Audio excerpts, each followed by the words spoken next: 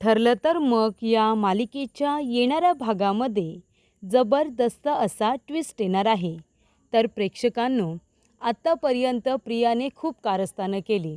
सुभेदार, किल्लेदार आणि मधुभाऊ, त्याचबरोबर तिचे खरे जन्मदाते म्हणजे सदा आणि मैना यांनासुद्धा तिने खूप छळलं. आणि त्याच्यामध्ये ज्या बाईने तिला विकत घेतलं होतं ती बाई म्हणजे इथे शांता. तिचा तर तिने खूनच केला. आणि आत्तापर्यंत ज्या पद्धतीने ती प्रतिमा आणि रविराज किल्लेदार यांच्याबरोबर वागली आणि सुभेदारांना, कुटुंबातील प्रत्येक व्यक्तीला तिने जो काही पर्सनली त्रास दिला आहे त्याची काही तुलनाच होऊ शकत नाही. पण आता नियतीने प्रियाला तिच्या गुन्ह्याची शिक्षा देण्याचा निर्णय हा घेतलेला आहे. आणि आता प्रियाच्या सोबतीला आणि अर्जुनच्या सोबतीला इथे आता चैतन्य, इन्स्पेक्टर सावंत हे तर आहेतच, पण सायलीच्या मैत्रिणी 12 मैत्रिणीसुद्धा प्रियाला शिक्षा देण्यासाठी येणार आहेत. आणि एवढं सगळं होऊनसुद्धा आता प्रिया सुधारलेली नाही आहे. तर प्रेक्षकांनो, प्रियाने इथे प्रेग्नंट असल्याचं सांगत, मी प्रेग्नंट आहे म्हणून मला घरामध्ये घ्या असं तिने सांगितल्यानंतर अश्विनने स्पष्टपणे सांगितलेलं असतं की माझा तुझ्यावरती विश्वास नाही, हे बाळ माझं नाही. तेव्हा इथे पुरावा देण्यासाठी अर्जुनने आणि अश्विनने एक आयडिया केलेली असते. तर इथे अश्विन डॉक्टर असल्यामुळे प्रियाच्या पोटातील बाळाची आणि त्याची DNA टेस्ट केल्यानंतर ते बाळ अश्विनचं नसल्याचं समोर आलेलं असतं. आणि त्यामुळे अश्विनने प्रियाची आता सुभेदारांच्या घरातून कायमची हक्कलपट्टी केलेली असते. तर प्रेक्षकांनो, येणाऱ्या भागामध्ये इथे आता कशा पद्धतीने अश्विन प्रियाच्या बाळाची DNA टेस्ट करतो, कशा पद्धतीने तिला घरातून बाहेर काढतो, आपण सविस्तरपणे बघूया. तर इथे सायली आणि अर्जुन यांनी ठरवलेलं असतं की प्रियाला आपण जेलमध्ये टाकायचं नाही आहे, तर प्रियाला तिच्या प्रत्येक गुन्ह्याची आपल्याला शिक्षा द्यायची आहे. त्यामुळे काय करायचं, तर इथे आता प्रियाने जे जे काही केले ना, म्हणजे ज्या पद्धतीने सुभेदार आणि किल्लेदार यांना जो तिने त्रास दिला आहे ना, तो त्रास प्रियालासुद्धा झाला पाहिजे. त्यामुळे आपण तिला त्रास द्यायचा आणि त्यासाठी सायलीच्या सर्व मैत्रिणीसुद्धा तिच्या मदतीला येत असतात. आता पहिली गोष्ट म्हणजे इथे आता सँडी आणि त्याचबरोबर अधिराज यांनी जो काही आता रोल प्ले केलेला असतो ना, ज्या पद्धतीने सँडीने इथे आता प्रियाच्या विरोधातले सगळे आता जे फोटो असतात ते दाखवलेले असतात.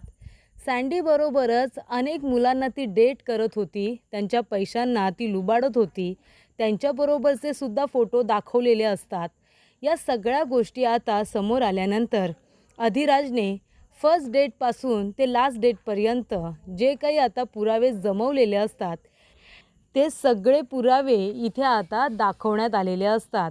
अधिराजचे ते व्हिडिओ बघितल्यानंतर अश्विनचा पूर्ण विश्वास बसतो की मी एका खोटारड्या मुलीवरती जीवापाड प्रेम केलं, तिला इथे माझ्या घरामध्ये आणलं, तिच्याशी लग्न केलं, तिला इथे हवं नको ते सगळं दिलं, पण शेवटीला इथे प्रियाने माझ्या पाठीत खंजीर खुपसला.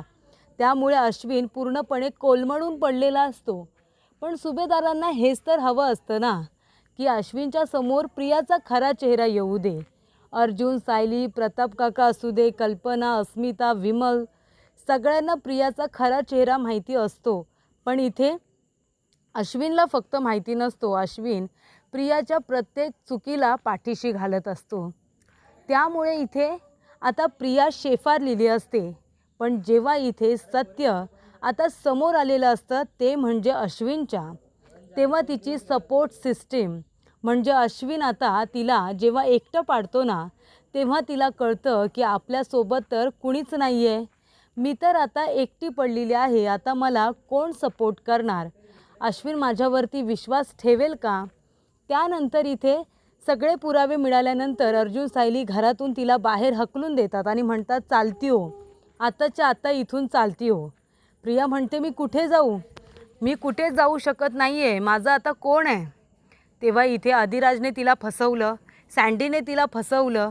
सँडी तर इथे म्हणतो आणि अधिराज, तुला असं वाटत होतं की तू आम्हाला फसवतेस, पण खरं तर आम्हीच तुला फसवत होतो, आम्हीच तुला इथे आमच्या प्लॅनमध्ये अडकवत होतो. असं ते लोक आता म्हणतात. त्यानंतर इथे प्रिया म्हणत असते, प्लीज मला घरात घ्या, प्लीज मला घरात घ्या. तेव्हा इथे सगळेजण म्हणतात की आता तुला घरामध्ये घेतलं जाणार नाही आहे. तेव्हा त्या ठिकाणी आलेली असते नुपूर आणि इथे आलेली असते आता आपली गिरिजा. काव्य आणि ईश्वरी तर प्रियाच्या थोबाडीत वगैरे मारून निघून गेलेले असतात आणि आता नुपूर आलेली असते आणि गिरिजा आलेली असते. तेव्हा इथे प्रिया म्हणत असते, सायली अर्जुन असं नका करू रे, तुम्हाला माझी दया येत नाही आहे का, प्लीज मला घरामध्ये घ्या. तेव्हा इथे आता नुपूर आणि गिरिजा म्हणतात की नाही घेणार, काय करशील. तेव्हा ती म्हणते, हे बघा मला चक्कर येते, मला कसं तरीच होतं आहे, कालपासून मी काही खाल्लेलं नाही आहे, प्लीज मला घरात घ्या, मला ताप आल्यासारखं वाटतं आहे, मला चक्कर येते. तेव्हा नुपूर म्हणते, हे घे, तुझ्यासाठी कोकम सरबत आणले, तुला बरं वाटेल. तेव्हा ती आता जबरदस्तीने प्रियाचं नाक बंद करते आणि तिला कोकम सरबत प्यायला देते. कोकम सरबत प्यायल्यानंतर इथे आता नुपूर म्हणत असते, तुला माहिती आहे का हे कोकम सरबत कसलं आहे. हे तेच कोकम सरबत आहे जे तू पूर्णाजीला दिलं होतंस. म्हणजे इथे पूर्णाजीला सुद्धा तिने सोडलं नव्हतं, तिने पूर्णाजीला जुलाब व्हावे म्हणून कोकम सरबत दिलं होतं. त्यानंतर काय होतं, प्रियाच्या आता पोटात गडबड होते. ती म्हणते मला वॉशरूमला जाऊ द्या, मला वॉशरूमला जाऊ द्या, आणि ती सगळीकडे जात असते.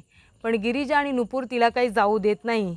ती अर्जुन सायलीच्या रूमकडे जाणार तेवढ्यातच तिथे सायली येते आणि जिन्यावरून प्रियाला धक्का देऊन खाली पाडते.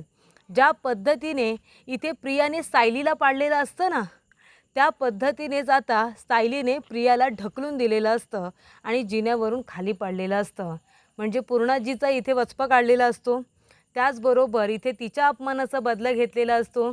आणि मग काय तर इथे आता प्रियाला काही कुणी जाऊच देत नाही. प्रिया रडत कुडत आता बाहेर बसलेली असते. ती म्हणते, अजून तुझी इथे आता परीक्षा संपलेली नाही आहे, तुला अजून खूप त्रास देणं बाकी आहे. जो जो त्रास तू सगळ्यांना दिला आहेस ना प्रिया, तेवढा त्रास तुला सहन करावा लागणार आहे. प्रेक्षकांनो, अशा पद्धतीने आता प्रियाची वाट लागत आहे ना, की बघत असताना प्रेक्षकांनासुद्धा समाधान मिळत असेल.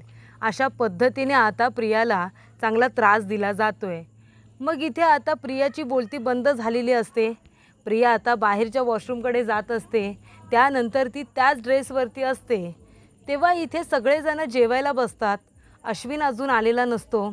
तेव्हा सायली म्हणते, अश्विन भाऊजी अजून जेवायला आलेले नाही आहेत, मी जाते अश्विन भाऊजींना बोलावून आणते. प्रिया दारातच उभी राहिलेली असते. प्रियाला कुणीच विचारत नसतं.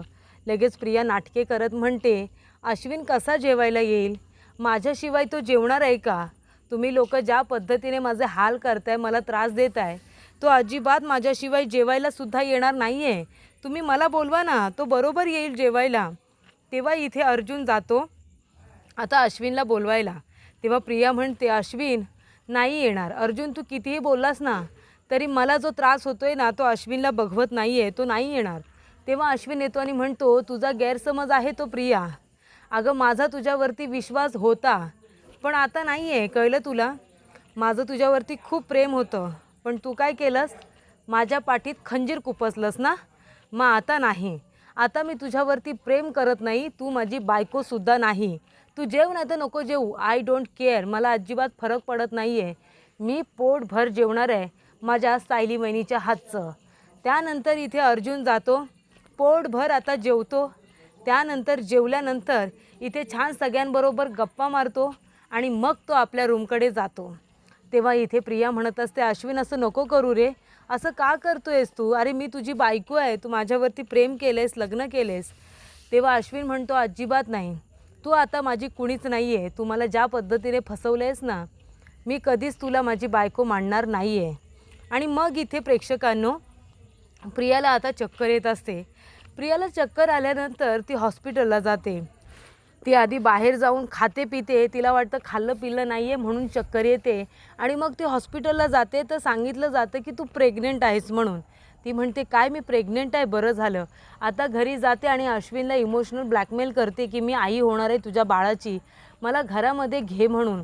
आणि तेव्हा प्रेक्षकांनो इथे आता प्रिया अश्विनला म्हणते की अश्विन हे बघ, अरे मी आई होणार आहे, आई तुझ्या बाळाची आई होणार आहे, मी प्रेग्नेंट आहे. अश्विन म्हणतो, अजिबात नाही, तू प्रेग्नेंट नाही आहेस, घरामध्ये घेण्यासाठी तू हे नाटक करतेस. ती म्हणत असते, नाही रे, हे बघ ना, तू हवं तर प्रेग्नन्सी रिपोर्ट बघ. अरे मी खरोखर प्रेग्नेंट आहे, हवं तर तू डॉक्टरांना विचार. मी खरोखर प्रेग्नेंट आहे, मी तुझ्या बाळाची आई होणार आहे. आता तरी मला घरात घे ना. आता तरी तुझा विश्वास बसला ना अश्विन, की अरे जे काय होतं ते लग्नाच्या आधी असतं. आपण तेव्हा लहान असतो रे, अल्लड असतो. पण आता मी तशी नाही आहे ना. लग्न झाल्यापासून मी तुझ्याबरोबर लॉयल आहे की नाही सांग बरं तू. तो म्हणतो, अजिबात नाही. अधिराजबरोबर तू काय बोललीस ते काय मी ऐकलं नाही आहे का? मला सोडून त्याच्याबरोबर लग्नाला तयार झाली होतीस तू पैशांसाठी. आणि काय तर म्हणे, मी दारू पितो, तुला मारतो असं म्हणाली होतीस ना. तेव्हा प्रेक्षकांनो, इथे आता लगेचच प्रिया म्हणते, अरे मी ते बोलले, खोटं बोलले होते, मला जॉब करायचा होता म्हणून बोलले होते, मनापासून असं काही नव्हतं. तेव्हा इथे अधिराज म्हणतो की तुला तर माझ्याबरोबर लग्न करायचं होतं ना, मग तू ह्या माणसाबरोबर का राहतेस? असं जेव्हा तो म्हणाला तेव्हा तू काय म्हणालीस की मी फक्त थोड्या दिवसांसाठीच राहते, मी त्याला डिवोर्स देणार आहे. आणि आता असं म्हणतेस की खोटं बोललीस म्हणून. तू मला डिवोर्स देणार आहेस ना, दे लवकर डिवोर्स. मला तुझ्यासारख्या बाईबरोबर राहायचं सुद्धा नाही आहे, त्यामुळे डिवोर्स दे आणि मोकळी हो. तेव्हा इथे आता प्रिया टेन्शनमध्ये येते. ती म्हणते, अश्विन असं खरंच नाही आहे रे, तू पण माझ्याबरोबर असं वागलास तर माझं कसं होईल? तेव्हा इथे आता सायली आणि अर्जुन म्हणत असतात की प्रिया, अगं हे तर काहीच नाही आहे अश्विन भाऊजी, प्रियाचे अजून बरेच कारनामे तुमच्या डोळ्यासमोर येणार आहेत. तुम्ही फक्त मन घट्ट करून थांबा.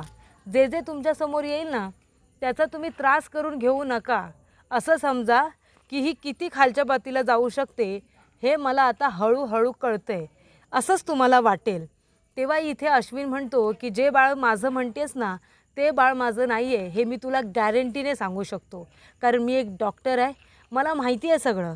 त्यामुळे तू म्हणतेस की हे माझं बाळ आहे, ते माझं बाळ नाही आहे. ती म्हणते, कसं सिद्ध करशील?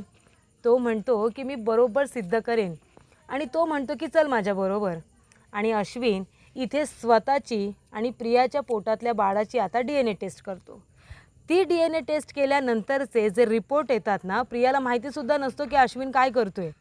ते रिपोर्ट जे येतात ना, ते रिपोर्ट आता इथे अश्विन प्रियाला दाखवतो आणि म्हणतो, हे बघ, अजून बाळ जन्माला पण आलेलं नाही आहे, पण त्या बाळाची आणि माझी मी DNA टेस्ट आत्ताच करून तुला दाखवली आहे की हे बाळ माझं नाही आहे.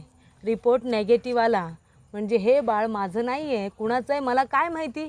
आणि माझ्या माथी मारू नकोस. मला आता कळलं आहे तू काय रीतीची मुलगी आहेस ते. त्यामुळे आता मी तुझ्याबरोबर राहणार नाही आहे, अगदी काहीही झालं तरीसुद्धा, असं अश्विनने तिला आता स्पष्टपणे सांगितलेलं असतं. त्यामुळे प्रेक्षकांनो, अशा रीतीने इथे अश्विनने आता DNA टेस्ट केलेले रिपोर्ट प्रियाच्या समोर आता ठेवलेले असतात. आणि त्यानंतर अश्विन म्हणतो, तू कितीही बोललीस ना तरी मी एक डॉक्टर आहे आणि तू मला फसवू शकतेस, पण माझ्यातल्या डॉक्टरला तू नाही फसवू शकत, असं इथे अश्विनने तिला स्पष्टपणे तोंडावरती सांगितलेलं असतं. तेव्हा इथे प्रिया म्हणते, सायली, अर्जुन, हे सगळं तुमच्यामुळे होतं आहे. तेव्हा सायली म्हणते, अगं आमच्यामुळे काय होतं आहे, हे तुझ्या कर्माचं फळ आहे, पेरतं तेच उगवलं जातं असं म्हणतात. तसं प्रिया, तुझे आतापर्यंत पेरलेस ना ते उगवतं असं समज. आणि त्यामुळे आता जो त्रास तू सगळ्यांना दिलायस ना तो त्रास तुलाही होणारच. त्यामुळे चांगुलपणाची अपेक्षा करणं हे चुकीचंच आहे. तू का चांगुलपणाची अपेक्षा करतेस? जर तू चांगली वागलेलीच नाही आहेस कुणाबरोबर तर तू चांगुलपणाची अपेक्षा करूच नको.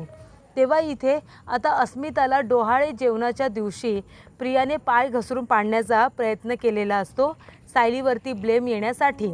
तेव्हा इथे आता सायलीने अस्मिताचा सुद्धा बदला घेतलेला असतो. इथे आता ती जिथून जिथून चालत असते तिथे तेल टाकून, तिथे पाणी टाकून तिने प्रियाला पाय घसरून सुद्धा पाडलेलं असतं. तर अशा रीतीने प्रेक्षकांनो, सगळेजण एकत्र येऊन प्रियाला आता आपापल्या अपमानाचा बदला घेऊन छळत असतात. कारण तिने ज्या पद्धतीने लोकांना त्रास दिला आहे ना त्याच्यासमोर प्रियाला देण्यात येणारा त्रास हा काहीच नाही आहे. तिच्यामुळे लोकांना मानसिक, शारीरिक सगळ्या पद्धतीचा त्रास झाला आहे. त्यामुळे ती हे सगळं डिझर्व करते. तिला तिची शिक्षाही मिळालीच पाहिजे, जी आता अर्जुन आणि सायली नीतीनेमाने देत आहेत आणि ती प्रियाला भोगावी लागते। त्यामुळे कुठेतरी सुभेदारांना किल्लेदारांना या गोष्टीचं समाधान मिळतं आहे। सायलीला या गोष्टीचा जास्त आनंद होतो आहे की साध्या भोळ्या अश्विनला प्रियाचा खरा चेहरा समजला आणि म्हणूनच त्याने DNA टेस्ट केलेले रिपोर्ट प्रियाच्या तोंडावरती मारत ते बाळ माझं नाही असं म्हणत तिला धुडकावून लावलेलं असतं, घरातून हकलून दिलेलं असतं।